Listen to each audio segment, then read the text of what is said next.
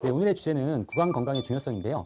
입안의 건강 문제는 어떤 것들이 있는지, 그 원인은 무엇인지, 그리고 구강 건강 관리가 왜 중요한지 등에 대해서 알아보도록 하겠습니다. 네, 오늘 말씀드릴 구강 건강의 핵심은 바로 구강 내 마이크로바이옴입니다. 마이크로바이옴의 중요성은 수차례 강조를 드렸는데요. 마이크로바이옴의 대부분이 장에 존재하기 때문에 장 건강이 우리 몸 전체의 건강과 밀접하게 연관되어 있다는 점 기억하고 계시죠? 네, 장은 우리 몸의 거의 모든 조직과 연결되어 있습니다.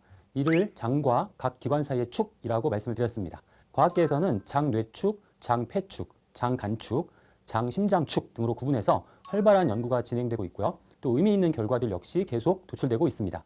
네, 그런데 우리 입안에도 수많은 세균들이 존재합니다. 개체수는 장보다 작지만 종류는 거의 유사할 정도로 다양한데요. 입안의 세균 중 나쁜 균들이 각종 건강 문제를 유발시키는 것이죠.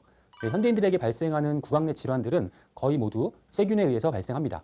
우리나라 다빈도 질환 1위, 4위에 해당하는 치주 질환과 충치 모두 사람의 입안에 서식하는 세균들이 원인인데요. 구강 미생물이 동맥경화 같은 심혈관 질환이나 알츠하이머병, 염증성 장질환 같은 다른 질병에도 영향을 끼친다는 연구 결과가 계속 발표되면서 입안 건강과 온몸 건강의 상관관계가 새롭게 주목을 받고 있는 것이죠. 네, 입안의 미생물이 우리 몸속으로 파고드는 가장 좋은 통로는 어디일까요? 입을 통해서 장내로 향하는 길이라고 생각하기 쉽죠. 하지만 인체의 미생물이 장내에 가장 많긴 하지만 입에서 위, 장, 항문으로 이어지는 통로는 사실 피부 같은 튼튼한 상피세포의 바깥이기 때문에 장내 미생물도 몸 바깥에 있는 셈입니다. 네, 미생물의 관점에서 보면 입 안도 몸의 바깥이지만 몸속으로 비교적 쉽게 들어가는 통로가 있는 곳입니다. 나이가 들면 누구에게나 치주 질환이 찾아오는데 염증으로 인해 손상된 점막을 통해서 몸속으로 침투할 수 있다는 것이죠. 구강 내 세균이 혈관을 통해 침입을 하게 되면 면역 체계가 가동을 하게 되고 또 면역 반응의 하나인 염증이 발생하게 됩니다. 또 이 세균들은 혈액, 뇌 장벽을 통과할 수 있고 뇌의 면역세포들이 염증성 사이토카인을 분비하면서 뇌 안에서도 염증을 유발시키는데요. 여기서 혈액, 뇌 장벽은 혈관과 조직이 매우 촘촘하게 그물을 형성해서 해로운 물질이 뇌에 도달하는 것을 방지하는 역할을 하죠. 결과적으로는 알츠하이머의 발생과 관련이 있다는 견해가 설득력을 얻고 있고 이를 닦지 않으면 수명이 짧아진다고 주장하는 과학자들도 있습니다. 최근에는 어떤 질환이 발병하거나 건강을 회복하면 입안 미생물 군집의 구성도 달라지고 또 어떤 질병에 어떤 세균종이 번성하는지 그 연관성이 밝혀지면 장이나 다른 질환을 진단하는 간편한 지표가 될 수 있다는 진단 영역에서의 역할에 대한 기대도 커지고 있습니다. 네, 관련된 연구 몇 편을 살펴보도록 하겠습니다. 장, 구강, 마이크로바이옴 축, 유장관 질환과 암이라는 논문에서는 구강 내 세균 불균형이 치아 우식증, 치주염, 구강암 등의 원인이 될 수 있고 또 몸 안으로 침투하면 알츠하이머, 당뇨, 심혈관계 질환 등을 발생시킬 가능성이 있다고 설명을 하고 있습니다. 네, 구강 내 마이크로바이옴은 입, 식도, 위, 장으로 이어지는 소화관을 통해 이동할 수 있는데 우리 몸에는 장, 구강 장벽이 존재해서 미생물의 이동을 억제하고 있습니다.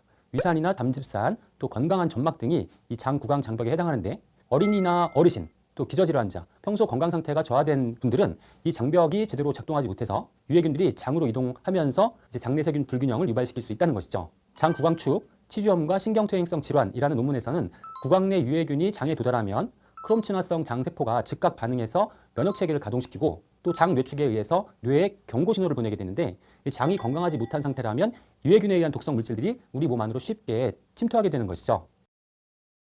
구강병원균이 앞서 말씀드렸던 혈액, 뇌 장벽을 통과하게 되면 염증을 유발시켜서 뇌혈관에 플라크를 형성하게 되고요. 뇌세포에는 알츠하이머의 원인 물질로 알려진 베타 아밀로이드 및 타우 단백질의 생성과 축적이 촉진됩니다.